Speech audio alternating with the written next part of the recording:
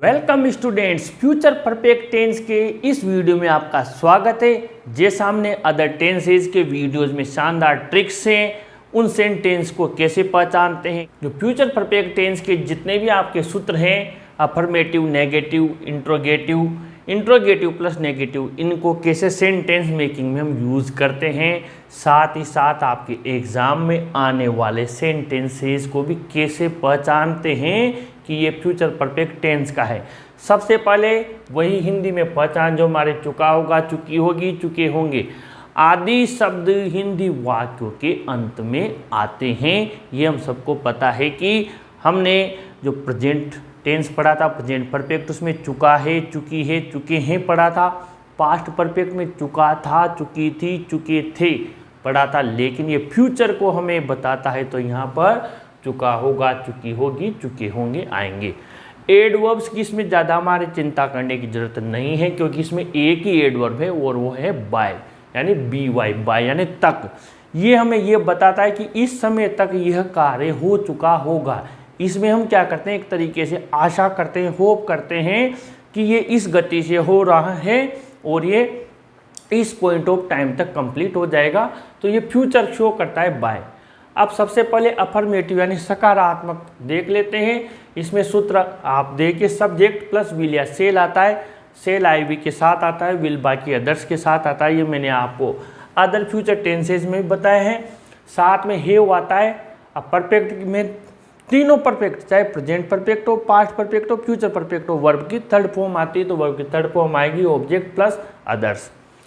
अब इंट्रोगेटिव में हम हर टेंस में सीख रहे हैं, शायद जो रेगुलर स्टूडेंट्स पढ़ रहे हैं उन्हें ये बिल्कुल क्लियर हो गया होगा कि जब हेल्पिंग वर्ब को सब्जेक्ट की जगह पर और सब्जेक्ट को हेल्पिंग वर्ब की जगह पर, यानी हेल्पिंग वर्ब आगे आ जाती है, तो वाक्य प्रश्नवाचक बन जाता है। तो विल सेल आगे आ गया, सब्जेक्ट पीछे आ गया, plus have plus main verb की third form plus object plus, और लास्ट में क्योंकि हेल्पिंग वर्ब आगे आ गई इसलिए हम यहाँ क्या लगा देंगे, क्वेश्चन मार्क। अब नेगेटिव में हम हर टेंस में सीख रहे हैं, नंबर 1, नंबर 2 हेल्पिंग वर्ब और नंबर 3 नोट, यानी नोट 3 जो आपका थर्ड पोजीशन है वहाँ पर नोट लगा देते हैं। बाकी वही हैव फिर मेन वर्ब की थर्ड फॉर्म ऑब्जेक्ट और आगे बढ़ा दिया, यानी तीसरे नंबर पर नोट लगाकर नेगेटिव बना देते हैं। इंट्रोगेटिव में वही होगा, इंट्रोगेटिव प्लस नेगेटिव में सहायक क्रिया आगे आएगी, सहायक क्रिया आगे आ गई तो इंट्रोगेटिव बन गया प्रश्नवाचक, प्लस सब्जेक्ट के बाद थर्ड नंबर पे क्या लगा दिया, नोट, तो इंट्रोगेटिव भी बन गया और नोट आ गया तो नेगेटिव भी बन गया। फिर वही हैव, वही मेन वर्ब की थर्ड फॉर्म, वही ऑब्जेक्ट और लास्ट में क्वेश्चन मार्क। क्यों? क्योंकि आगे हेल्पिंग वर्ब दी हुई है। अब देख लेते हैं एग्जाम्पल नंबर 1, कैसे सेंटेंस आते हैं। She save a lot of money by next year. अब यहाँ पर नेक्स्ट ने में क्या बता दिया, फ्यूचर बता दिया, बाय ने क्या बता दिया, परफेक्ट बता दिया, यानी कि ये चीज़ हमें क्लियर कर रही है फ्यूचर परफेक्ट का है। सीधी सी बात है, सी के साथ क्या आएगा, विल आएगा। तो यहाँ पर हमने लिखा विल और हैव आएगा, फिर विल के साथ में क्या आएगा, यहाँ पर देखिए आप हैव दिया हुआ है, हैव लिखा और सेव की थर्ड फॉर्म हमने सेव्ड लगा दी। तो ये तो गया अफर्मेटिव।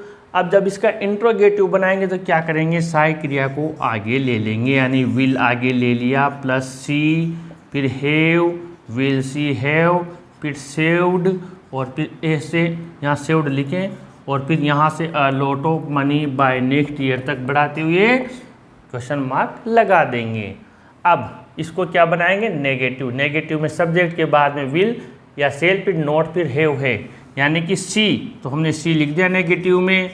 फिर क्या लिखा, देखिए यहाँ पर विल, ये विल लिख दिया, ये देखिए नेगेटिव का सब्जेक्ट सी हो गया, विल हो गया। थर्ड नंबर पे क्या है, नोट है, हमने क्या लिखा, नोट लिख दिया।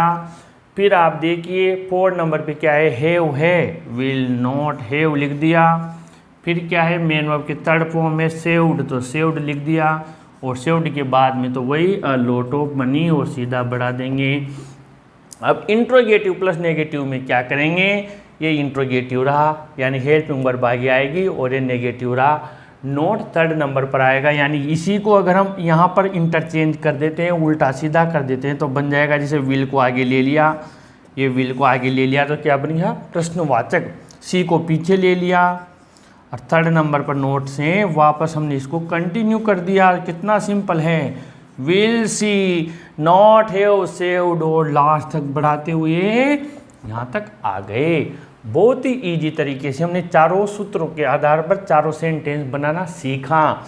अब हम देखते हैं एग्जाम में आपके कैसे सेंटेंस आते हैं, कैसे सोल्व करेंगे। जनरली आपके एग्जाम में अफर्मेटिव सेंटेंस दिए जाते हैं, बहुत कम मौका होता है जब नेगेटिव या इंट्रोगेटिव दिए जाते हैं। तो यहाँ पर देखिए वी दिया हुआ है, finish this work by Sunday evening. अब आपको तो सीधा पता लग गया, बाय दिया हुआ है यानी फ्यूचर परफेक्ट है। यहाँ पर आई वी देख लीजिए, सेल आएगा, आई वी के साथ सेल आता है तो सब्जेक्ट कंफर्म हो गया। सेल और हैव और फिनिश की थर्ड फॉर्म आपको पता है फिनिश्ड हो जाती है, तो यहाँ पर सेल हैव फिनिश्ड हो गया। कितना सिंपल है। फिर क्वेश्चन नंबर 3 देखते हैं, she wash all the clothes by now. ये बाय नाउ यानी फ्यूचर परफेक्ट है, क्लियर हो गया। वह अब तक पूरे कपड़े धो चुकी होगी, तो सी के साथ क्या आएगा, आई वी के साथ सेल, बाकी अदर्स के साथ विल आता है, तो सी के साथ हमने लिखा विल और हैव और वॉश की थर्ड फॉर्म वॉश्ड होती है, ये हमने वॉश्ड लिखा। 4 Ravi complete his work by 8 PM। फिर यहाँ पर ये पहचान आ गई, कोई दिक्कत नहीं है, पता लग गया फ्यूचर परफेक्ट है, तो रवि के साथ भी क्या आएगा, विल आएगा, विल हैव लिखा और साथ में कंप्लीट की हमने क्या की, थर्ड फॉर्म लगा दी यानी डी लगा दिया। बहुत ही सिंपल है।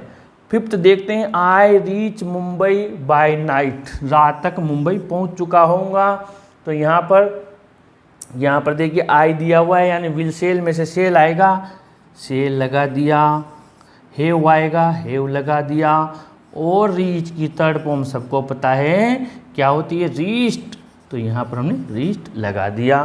तो ये हमने इतने सारे सेंटेंस किए, पहचाने हमें पता लग गई। बहुत ही सिंपल तरीके से आप और भी कई सारे सेंटेंसेस के कंप्लीट कीजिए। कहीं कोई दिक्कत हो तो कमेंट बॉक्स में लिखिए।